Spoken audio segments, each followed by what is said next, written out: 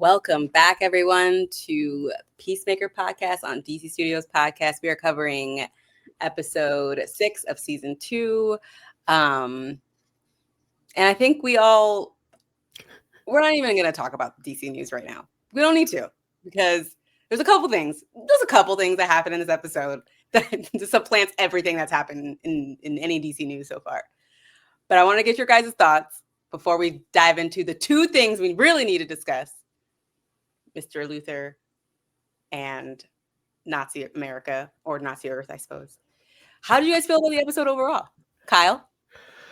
You know what's funny? It's one of those things that I felt kind of like, all right, I'm going to tell a really stupid story that I think contextually explains my feelings with this episode. So way back in 2015, James Cameron famously was promoting a movie for a franchise he was connected to. It's called Terminator Genesis or Genesis. And I remember sitting in, Cineplex is our Canadian chain. Shout out to my fellow Canucks who are listening. And remember thinking, well, James Cameron is saying, if you're a Terminator fan, then you'll love this movie. And I saw Terminator Genesis, and James Cameron, fellow Canadian, lied to my face. Personally, I felt attacked by such things. And maybe the Stockholm Syndrome is kicking in, but do you remember when James Gunn said The Flash was going to be one of the best superhero movies of all time?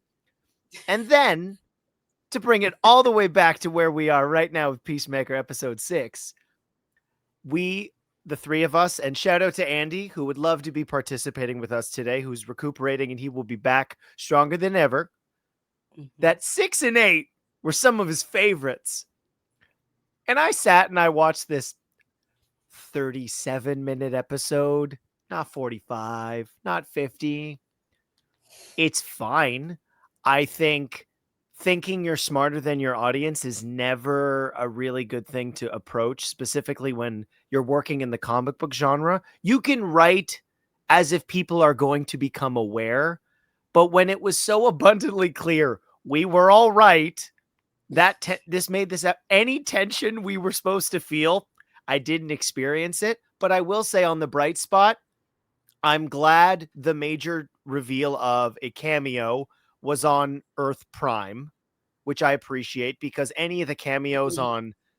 all right, let's collective. It's Earth X. Are we just going to refer to it as Earth X?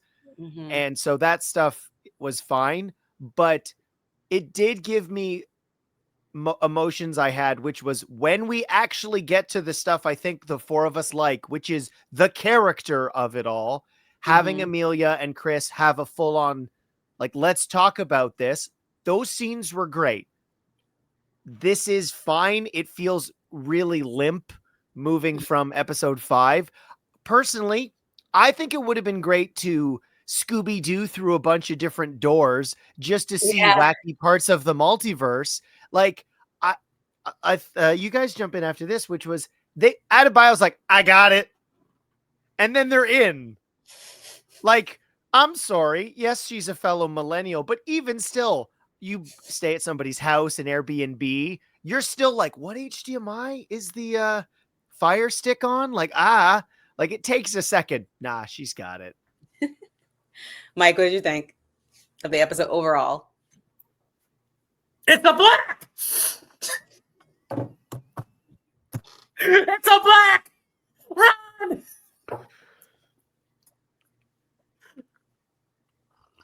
Mom, get the swords! Yeah. Oh man. Listen. One thing I first of all, I agree with everything that you said, with that moment of, oh, we're just going through the door. Oh yeah, it's a code is 24356. All right. And literally I was there like, wait, what? I didn't mind that part. Adrian just knowing the code, that fits. Like, yeah, he's obsessed with Chris. He knows. Yes. Now, I think you're going to get that Scooby-Doo door thing in the next episode when Argus is trying to find them. I think that's the whole point. I think it's like they're trying to get to many different doors, then it gets the right one. But I will say I've seen James write better episodes than this. I think this episode just had a lot of reveals that kind of sentimented a lot of fan expectation, and then it paid off. But yet, a lot of us like, oh, well, I already knew that this was going to happen. Now we just got confirmed. But then, leading up to the universe building, the Van Cole prison, the Lex showing up, the going to talk about Bel Rev and who else is in Bel Rev, and now with the reveal, hey, I gotta call somebody. Those things I felt universally, I felt that were good in terms of like expanding the lore. Like, no, let's call. If we're actually going to have a list moving forward in this DC universe, who is the top 3 smartest people in the DC universe? Lex Luthor's in that top 3. And even there's many situations in comics where he's like, oh, we have to call him, or we have to make a deal to him because we have to use his brain. Batman's unavailable, Miss Terrific's unavailable, Martian Manhunter unavailable, whatever, like Ted Kord is unavailable. Like that stuff, you put your backs up against the corner, you're going to have to make some hard decisions. Now, again, with Rick Flag, I also think that goes into a negative because I really feel like that was a very stupid flaw on his part that he's going to regret later with Lex trying to make a deal with him. And I think this was more of a irrational decision. I think you could have called the Justice Gang or Maxwell Lord or whatever. Other people that would legally do this instead of making a deal with somebody, but yet also building down the line, which I think this is where we're going to head with President Luthor, who is a convicted felon, nothing new, right? So it's like, hey, I think this is literally what we're like. Yes, exactly. I do feel that this was a really decent episode, but I do feel he has written better episodic in a series before than this as a whole. I just think the last 10, 15 minutes really picked up. So I think I can't really judge this until I see the final 2, but it's the Blacks. I just having just watched one battle after another and then watching something like this, it was because essentially it's like 2 alternative Earths where the white people are like have finally gotten what they wanted, 0 black people, or are working on having the power to eradicate anyone who is not white. White people love this fucking fantasy. Love talking about this. They love alternative Earths where the Nazis won. Love Earths like this. They love it. But I can get behind it if it's written well, right? Earth X is something that's been throughout, like DC has done this in the comics. They've done this in Crisis on Infinite Earths. They have done this or for CW, Crisis on Infinite Earths. They have explored this idea. So when we've been setting this up all season and we've talked about this, I was like, this is going to be so interesting because I feel like he's going to pivot left. Like this is going to be something different. It's going to be it won't be like Nazis won the Earth, or maybe it'd be like the Klan took over, or it could be like something else. Been like, way more in place. Something more. Yeah, something a little bit more. Feels more in fit. Yeah. The problem is it just seemed like he was just like, this Earth is like more aligned with Augie's life than like and his ideals. And like that's supposed to be the challenge for Chris to like work through. But it being specifically a world where the Nazis won and took over America is not the same as Augie's white nationalist American ideals. That to me feels lazy as fuck. That's lazy. Augie was a Southern white supremacist. Like he was American. Like he was white. Like we were taking a white. Like do the Klan. Like he was right there. He loves Duke the Hazzard. It's like literally like we could have gone. It could have been maybe it would have been like too obvious, but like it was pretty obvious when there's no other person of color on this Earth. It could have worked better if it wasn't just blatantly like this is Earth X. We guessed it. Like you said, Kyle. When half the audience can guess what's happening in your big reveal, like the 6, like that to me is weak. It is weak writing, and I do give him some grace because he was doing Superman at the same time, and I think I think because he's in control, he's overworking himself. I think he's doing too much. I'm at the point where I think he's doing too much. Someone needs to double check Man of Tomorrow, make sure it actually is good, because I think he's doing too much, and it's starting to show in some of the stuff that he's working on, like Creature Commandos being so good, Superman being so good. There's the things that come after, but there's like cracks when you're starting to when you're not writing everything at the capacity you are because you're burnt out from doing this big ass project, and they still have to do that big ass project, and he's supposed to oversee all of these scripts and all of these things. I think James is doing too much, and the thinness of this plot, like where it's just like a Nazi America, like it's unoriginal and it's boring. Like it's boring. I just saw this movie where it's like an interesting, intricate way, like a parody of what we. It was simplistic, but it also not far-fetched where it can be realistic as well. Yes. This is like, okay, this is almost like a cartoonish type of make-believe, like extreme value. Yes. It's very obvious, and I wish he had been better about writing it in that vein. Like it was just, I wish it would have been better done. Like the visual of Leota cleaning some white supremacist fucking kitchen and then getting chased by a bunch of white people is pure. It's evidence of a white man writing something that he thinks is provocative and edgy, but it's actually really fucking irresponsible and stupid. Just like fucking the white guy dancing around the fire. This shit's on. It's like, you don't think some white guy, some fucking Groiper is gonna fucking clip that and be like, "This is," and meme the hell out of it on Twitter. And meme the hell out of it on Twitter. Like that's. I think it's. Can I talk? Hold on. Sorry. I need to get my thoughts out. My bad. Sorry. I've been struggling with Leota's writing all season, and I've been wondering and hoping if this is like, it's going to come to a point where like, but we're still using her as like comedic relief. Nothing about it. This is like, it still feels like she's like, she's a plot device in this season.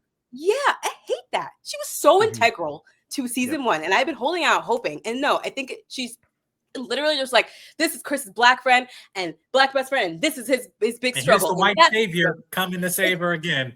It's frustrating. Yes. It's frustrating, and I know I know there's better that we can get out of this, and that's where I'm just like, ugh. Anyway. So the best part about it, though, about this episode was Lex Luthor, and I have that's because Nicholas Hoult he's burgeoning on one of the best DC villain castings of all time. Like, just continue. And Mike brought it up. I think a lot of us were hoping to see those pieces being set up to approach President Luthor and stuff like that, because it gets really interesting. And one of the things I kind of want to touch on that is for me, it's something that might go under the radar. Obviously, we know he was injured in Superman, but with the cane, specifically referencing Superman, Batman, Public Enemies, where he's roiding out on kryptonite steroids. Like, I want to see, is that going to be a part of Man of Tomorrow? Because if that's the pieces where that stuff matters, that's really, really clever, because you really have to be seeing how the seeds are being sowed for this two-hander, which we know Man of Tomorrow is going to be. I want to touch on what you were saying about the overworked nature of this project, which is really interesting, because what I find most frustrating is we got Creature Commandos, and while the structure, you could argue, is overly simple, having each of those episodes focus on a character, then for the ensemble episode to be the conclusion, you got to know all those people. What makes Peacemaker season 2 up until this point so frustrating, yes, it's obviously called Peacemaker, but each of the other ensemble characters, outside of probably Amelia, has just been reverted to like their base settings, which to me is one of the reasons I hated Guardians of the Galaxy 2, was it felt like everybody resetted to beginning that before that movie. That's before that movie started. None of the character growth comes back. And you know what? Yeah, in this sequel, the only person we're getting anything with, and here's the connection again, everyone, you can clip this. What does Guardians 2 focus on? More daddy issues. What does this focus on? Daddy issues and a sibling. Oh, look, Mantis is Chris Pratt's half-sister because Ego's doing his weird sperm thing all over the galaxy. And I find that really frustrating, because where the characters are is incredibly interesting, specifically with Adebayo. She's in this place which she's out of a committed relationship, having to fend for herself. After having done the right thing, you can explore that, because she would be the complete mirror for what Chris is going through in his experience, which is like, I've done the right thing and look at what's happening, and having that a self-reflection and almost questioning the thing you did, which was right.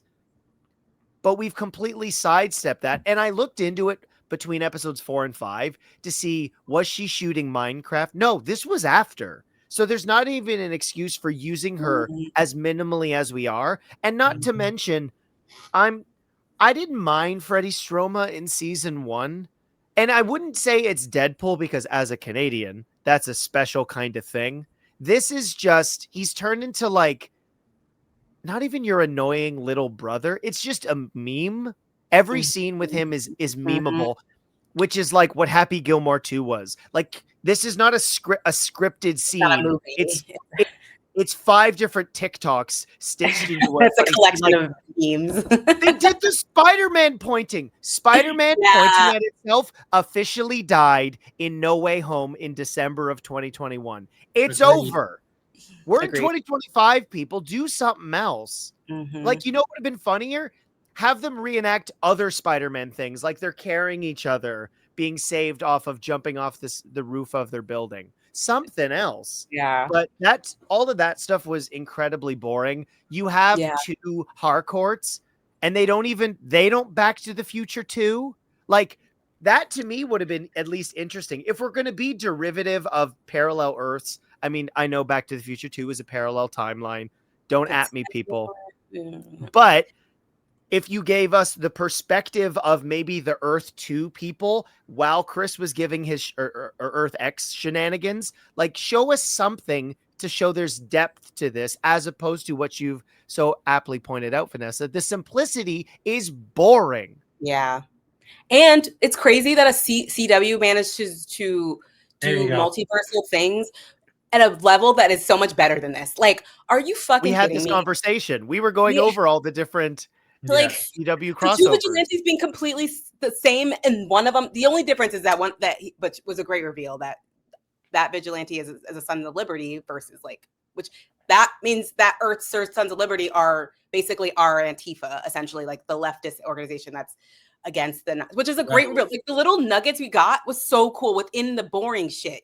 Like, there was a lot of you were eating miso soup, and we're like, ooh, where are John Lennon from the Beatles. He's Jewish. Yes, and him being replaced with Mick Jagger. The little details. I didn't even catch that. So good. So good.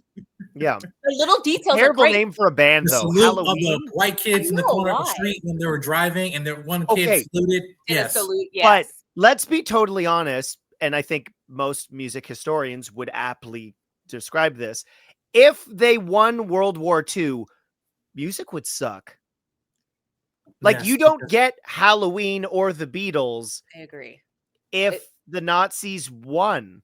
You're right. I think that this is part of why I think this was lazy, because this would have worked so much better as a Klan America, because all that stuff is very American. Nazis winning the war would mean our culture, our American culture, even white American culture, would have been supplanted by Nazi white culture. Aryanness. We would have seen a lot, like I pointed this out in one of the episodes. The blonde hair with the golden retriever is very Aryan coded, but they're like, which is great in that realm. But like, most of the people, like a lot of the white people were like just regular, they have brown hair, red hair. Like, that was not the Jewish dream. That was not the Nazi dream. Yes. They liked white hair or blonde hair, blue eyes. That was the ideal. So it just, like I said, this felt like just like a way to just be like, we got a racist Earth here. Like, but like our Earth is racist. We already have one of those. It would have been more interesting to see the Klan have won the Civil War, or like not the Klan won the Civil War, if the South had won the Civil War or something like that, or if the Klan had risen up and taken over the U.S. government,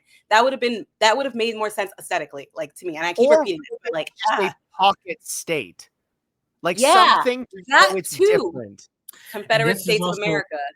I will say though, it is kind of symbolizing what sense of white privilege, that privilege is visible to people that have it, and the fact that Chris has been in this so many times and had no clue of not noticing one sense of like, where's people of color at? I'm having a good time, you know. And Harcourt noticed immediately, you know, and what she shows that, you know, again, I like that. Again, it was that showing the full American flag, or all the flags are wrapped up in the earlier episodes of showing that. But to your point of the overworking, I'm not gonna lie. I mean, after the reaction, I was like at a high here, like, oh my god, a GI robot's gonna come here. It's like I'm thinking of all the nerd shit, but now I'm like, okay, critic, step back, breathe. That's this. And then I took a moment, and I'm like, you know what? I'm making a mistake if I'm just hearing like I just can't wait to see one set character on a cartoon show. That's not good writing, and that's not that's fan service. I'm more about the story. I don't care about who's showing up, but that's my head. I'm like, not how they're gonna resolve it. Like, oh, I can't wait the GI robot gonna show up. I know. I'm like, that's the fan in me. Yeah, That's the fan in me, and that's what he got you, Mike. He got you. Right? It got me 2 seconds. I was like, hold up, wait. I was like, hold up. You know, Van Clone Prison. Okay, wait. I get it. Name dropping. I got it. I know, and I'm still, again, maturing in my, look, I can still get gapped for a minute. You know what I mean? It's good to excite. Yeah, it's good to be. It's not a bad thing to be excited. Like that's actually that's a good thing to be excited about the little things. Because we weren't excited about the little stuff like GI robot possibly showing up, Lex literally popping up, like those are things that like we hold on to because we're like, this is exciting, this is the universe building, but we also want to enjoy the show itself too. Like as a standalone, we should be able to just enjoy the show on its own, and it's not everything works, but I will say one thing that did work really well was Harcourt and Chris's heart to heart. We finally get that heart to heart, and I really want to talk about it in detail. Jennifer Holland, right, is her name? Mm-hmm. She's incredible in this episode. Yes. So good. Her eyes, so good. Oh my God, the way she kept moving around. Not just the boss's wife. Like she's actually a legit actress in the show. Very good actor. Like and it challenges her. That was, I think, a fair criticism of the character is she just sucks, right? Like you're just mad. You're out. Not Jennifer Holland as a person, actor, but Amelia Harcourt shows up, and like I think we all talked about it with 5-4. Like when we got to see her prior relationship with Rick Flag on Earth Prime and understanding the contextual reasonings for why she hated Chris so much, and then really getting to see that guard fall away because she's on the brink, like she's trying to express that stuff to Chris, yet not having the capabilities to say anything. Like it's abundantly clear on the outside for us, like clearly she cares about Chris, but she doesn't even know how. Yeah. Where he's completely open with her. Mm-hmm. And the back and forth is like, that's to me what's frustrated me so much about this back half so much is when we just get the characters talking. And what's one of the best parts of Superman? It's a 15-minute scene with Lois and Clark just talking to each other. And I think the most annoying part, and we've talked about it, is we're really only getting that with 2 characters when this show is an ensemble. Although, before we dive right into this, my wife watched this episode with me, and she hadn't seen a second of it. And the one thing I wanted to ask her was the credits played. I'm like, what do you think of the dance sequence? She's like, I don't get it. My wife. But you know what I saw? Did you guys... I've been noticing more because someone on Reddit was like the motions they're making look like that's like they were doing the and then but also in the lights in the background were also the red lights are going like very slowly when they're in a certain slow position they look like Nazi symbols. Like how did I not notice that before? Like I'm seeing Nazi symbols everywhere.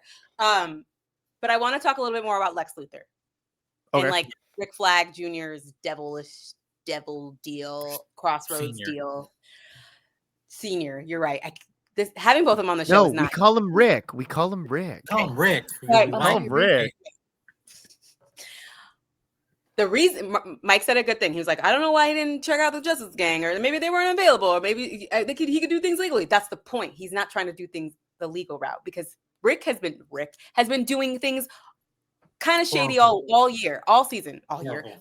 So this actually tracks. It's really great writing that continue. Like I think Rick Flag is getting stellar. Rick Flag Sr. is getting stellar writing this season. He's perfectly towing that line of being a corrupt, shitty, overly emotional government official. I actually find all of his scenes very interesting. And the one with Lex was fantastic. Like Nicholas Hoult is so good. Like, anyway. He's Clancy Brown as a human being.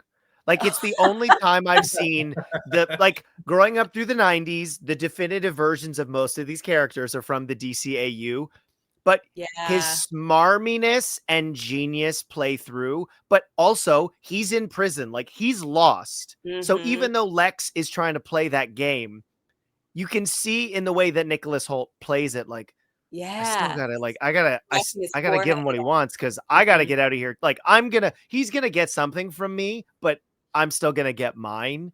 Yeah. And like, even in prison, Lex is not the king of this prison, which I think is so interesting to that character. And like, where he goes, that's the fanboy part of me where I'm like, oh, thank God. It wasn't just, hey, Lex is in a scene and I'm on the phone and Lex told me where the dimension thing is. Like, you gave us something to chew on as opposed to just a sprinkling. And before I have Mike speak, the thing you said, he's not the king of that prison because it's a metahuman prison. But if he goes to a prison where it's only humans, of course he's going to be the top dog there. So that is good. It's such good, like all the good writing went just to that fucking scene and hardcore. The setup for the movie that he actually that he's focusing on. Yeah. Again, they're saying, oh yeah, the last 3 episodes is a different show. But I'm like, okay, but isn't that smart that I have to go through 5 episodes of you just me to get to this point? That's not good writing. Let me get, hey, I'm just keeping a buck. It's like, you can tease me all you want so I can watch all these episodes. But like, to say, like, this is why Gen V is getting a bunch of pushback right now, because I've seen all the episodes, but yeah, people for audiences are like, yeah, it's kind of slow for me. Because the first half of the season is slow until you get to the first 3. I'm just saying for audiences, like for critics, we have all the episodes. We're just binging all of it, right? But for audiences, they're like, yeah, it's kind of slow. And now I don't agree with them, but like most of them are feeling that is slow. And I'm like, if I'm waiting for this week by week, maybe I might say that. But I'm, Peacemaker should have been dropped all at once. I agree. Like, yes. That's a great we point. got 5 and we've just been I know. I'm like, yeah, no, that's actually a good point in general about critics, because we get it all at once. Like, we get most seasons in chunks and we watch it, we binge it. We're reviewing. It does affect some of our reviewing because we're reviewing it in one sequential in a sequential thing where people are watching week after week and they're having a different. It's eating a different art form. Yeah, it really is. We're eating 2 different meals, and we're trying to. So it is different now that we're on a different side of it, like reviewing it as we watch it. Anyway, but that's a good point. Any other points y'all were gonna make before? Because I think I interrupted someone. Now I will say again to his. I didn't address about him over consistently like working himself. I said this in my series review, like, guys, there is a problem that even I'm not saying that people were giving heat for Superman, that I'm actually understanding now with this show. It's like, hey, listen, there's a certain tone of writing of how he just outputting all this stuff. And I feel that no one is telling him, hey, you're the boss. We can't tell you, you can do no wrong here. So this is like him off the rails. Like, nobody can tell me I'm James Gunn. I can do whatever I want. Right. And that's a problem. Now, when we're about to get at least 2 properties in the coming year that has not been written by him. 3. And I think 3 if you include Lanterns. True. 3. So Lanterns. Yeah. So, you're right. Clayface. I'm talking about in DC universe canon. Like, yeah, with Lanterns and Supergirl. It's like Clayface is DCU. My bad. Okay, it is. Yeah, right. It is DCU. All those are DCU. Yeah.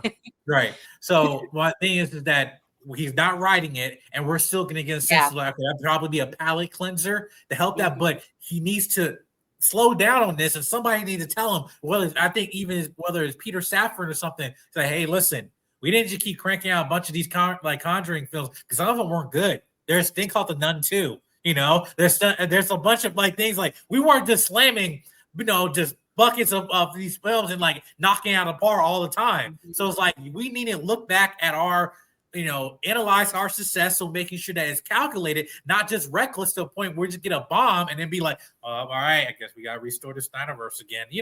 Just like, no, understand and proceed with caution. And it's good to say that we're not going to move on anything if we don't have a finished script. But when it's you, James, who's reading your scripts? So who's giving you notes? Like, Yeah. like who's That's giving tea, you though. one? That's tea. Yes, that's what I said. I was like, I hope that he's have someone to oversee his own writing. Like, every writer needs an editor. You cannot like, it's hard to be your own editor, your own proofer, your own copy editor. Like, it's hard. You cannot step back and like you're gonna think everything is great. You need to have someone else's perspective to be like, hey, did you mean to say this or what? Like it. So I think that's I think part of the problem is specifically with like what James is, I wouldn't even say genre, but his approach to a lot of how he's covered the comic book industry so far. Like Guardians, Superman, the tones are fairly similar. And then obviously we've seen with Peacemaker, Creature Commandos, it's like, it's not unedited. It's like, it's mature, right? So he's unleashed to some degree. And this is not a criticism of him. I think it's a benefit to him working within the Marvel Studios platform. It wasn't Iron Man by James Gunn, The Incredible Hulk by James Gunn, She-Hulk by James Gunn. James Gunn was amongst other things. Yeah. And because they had to, and this is not an excuse, it's an observation on the production schedule of this universe where James Gunn essentially shotgunned makeup Homer Simpson style onto Marge, where he's like, I got to make all the stuff. Bah! Here's here's this. I made this because he is known for being a quick writer. Is that necessarily a good thing? Obviously, our conversation says sometimes, but if we get less from him, that's not saying it's necessarily a good thing, but it will allow him the opportunity to ensure what we get from him is the best. I think it is a great sign that we are getting other projects from other creatives, because you never want any universe to fill wholeheartedly one specific tone, because then it gets boring as sin. And having different genres is something I think the DCU is going to succeed on, as well as if the breadcrumbs he's continually laying on upcoming things that have been announced but don't have official release dates is good for James to work more as the creative supervisor. Like, I think we're all on the same page. Like, we're pumped for Man of Tomorrow, but I'm also super excited that we're getting stuff before that. Yeah. And then hopefully we get, like, I don't need necessarily Supergirl 2 to be immediately announced after Man of Tomorrow, because quite frankly, I would like to see some outside part of this universe that's not just Metropolis adjacent. Yeah. So I'm hoping we get to see other things that really flesh out what this universe is, because it's a trinity. It's not just Superman's world. So like, we're going to get parts of Batman with Clayface, and then we're going to get parts of Lantern, which is not part of the trinity. I realize he's a Justice League member, but fleshing out, like, we're getting the sci-fi aspects with Green Lantern and going out into space. You got to start exploring that magic realm too, because it's just as important to the main grittiness of, or otherworldliness in Gotham, because crazy stuff happens regardless. So it'll be interesting to see what happens from there. We got Lex in this episode. Like, I'm curious, how do you two feel? Like, do you want Superman or another main cast member from the show? Like, Superman flies through the portal and just starts punching Nazis. I want all the people of color, the DC universe, to come in this bitch and whip all their asses. Like, I want Static, I want Black Lightning, Vixen, I want Icon, I want Rocket, everybody. Did you not say Mr. Terrific? Him too. The one we have so far. I'm saying, everybody, listen, it takes a generational force from another universe to bring all of us to get, like, you know what? We haven't even came and give our reveal yet, but now it's time, because we're called to our calling. Yes. I say I don't need to see Superman, but it would be fine. It would be fine for me to see Superman, because I feel like it would be like, if this entire show, the season ended being like kind of shitty, at least I'd be like, well, at least you saw Superman, you know? That's true. Vanessa, you brought up something a couple weeks ago, I think, when we were discussing Tim Meadows and his bird blindness. Moving forward, I think we're likely going to get this member of the show, or of this universe. Like, do you think now, with where Martian Manhunter is in pop culture, that character fits more with somebody of color as opposed to what they're doing, like, in the Absolute comics with him again? Because it feels like, at least in pop culture, John Jones's human form has been a black actor. Yeah, he's been black in the comics too, like for a while. Yeah. And there was a conversation with him and Nubia actually in the 90s where she was like, why choose this? Like, they kind of suck. Everyone kind of sucks here. And she's like, why did he treat us like this? He's like, I have to, if I'm a detective, I at least can be on the side where I can like choose. And it was a really interesting conversation about police brutality and like, and him choosing to be a black person. But I don't think Martian Manhunter needs to be black, but I think it would be more interesting in this universe to have him be black, especially when you look at the Justice League. Like, we have Jon Stewart, we have Martian Manhunter. Like, I think that I like having a black Martian Manhunter, but I don't think it's necessarily needed. But I think it's most familiar. Like, most of our generation grew up with John Lantern as a Green Lantern. So when we got a Brian Reynolds Green Lantern movie, everyone's like, who the fuck is this white guy? Like, genuinely, a lot of people were like, who? What? And I'm like, Hal Jordan was the first Green Lantern. I had to explain to so many of my friends that Hal Jordan was actually the original Green Lantern, not Jon Stewart. Like, because the DCAU told us that Jon Stewart was our Green Lantern. Well, they sidestepped my boy Kyle Rayner, and I'm glad they did. Kyle Rayner's been done ugly. I know he's been done dirty, and I wish he would have done it. But yes, But yeah, I don't know. Those are my thoughts. This is my only thing, and it goes back to the layout conversation with all like the black characters in the show.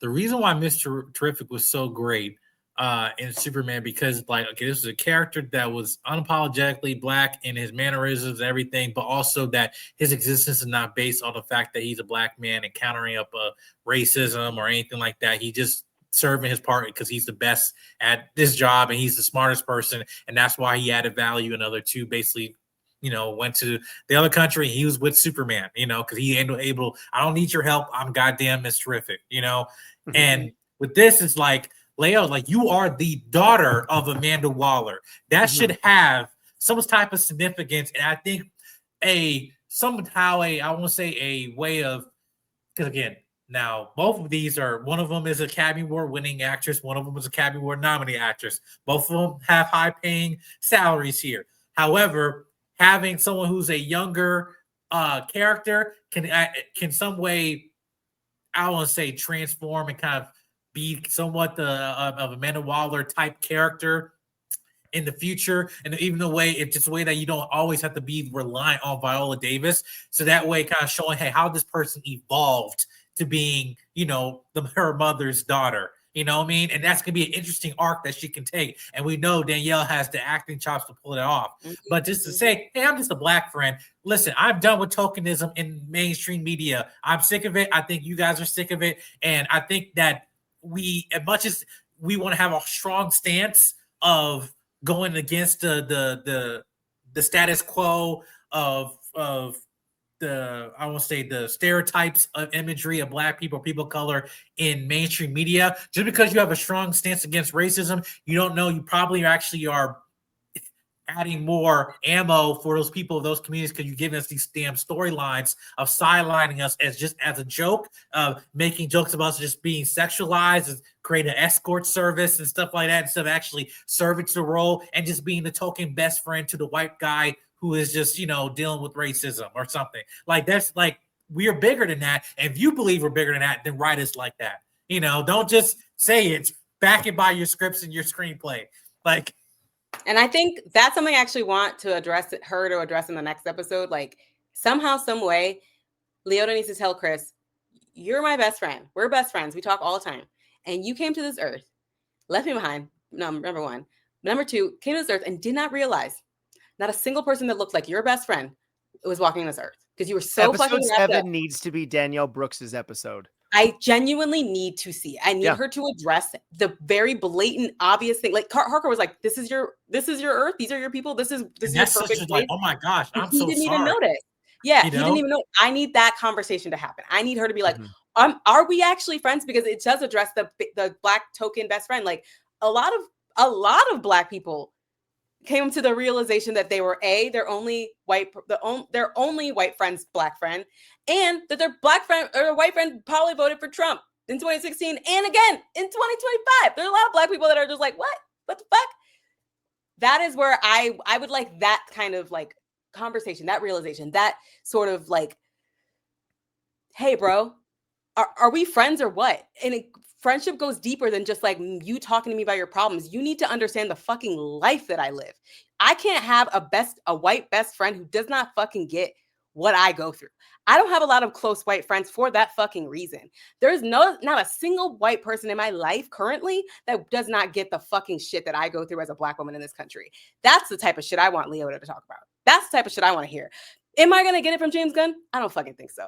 So anyway, with that note, I think that's actually one of the most disappointing parts of this season is hiding the Nazi Earth from us for so long made it impossible to have the exploration of what this planet means for the whole season. Like we talked about in 4 about how like the whole point of season 1 with Augie was Chris coming to the realization of how bad his dad is.